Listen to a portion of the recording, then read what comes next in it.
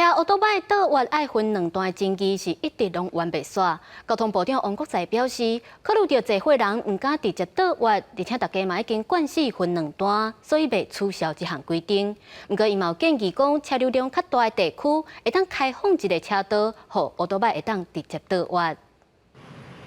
伫台湾实行真久的奥多摆两段倒弯，即马敢要改掉啊？交通部建议一寡路段取消奥多摆两段倒弯，民众看法无同。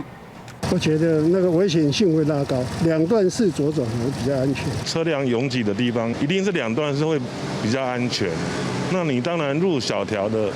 那就有商榷的地方。根据交通部的统计，今年1月到2月，交通事故大约是66000件，有526个人死亡，89000人受伤。其中死亡人数增加上侪是台南、云林、宜兰、嘉义县和南投，其他事故死亡的就占了6%。文件所是提出3大改善方式，头先要做的就是行车管制号志的路口应该避免转向，再来是闪光还是无号志的路口应该尽量莫两过，再来说低干道号志的周期降低车速，对机车两大倒弯，交通部长王国材讲未取消，但建议一寡所在开放第三车道。没有说要把两段式左转废除，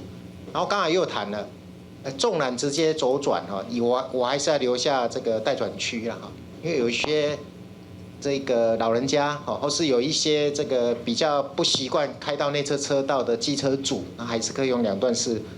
左转，把牌子撤掉。然后同时保留待转格啊，然后也可以内侧左转，这双轨并行的方式，所以安全疑虑上其实是没有问题的。这文件所机车安全的改善办法，会伫今仔日发函予各县市，部分路段未来奥多摆是免两段倒弯，安全的部分搁要观察。记者综合报道。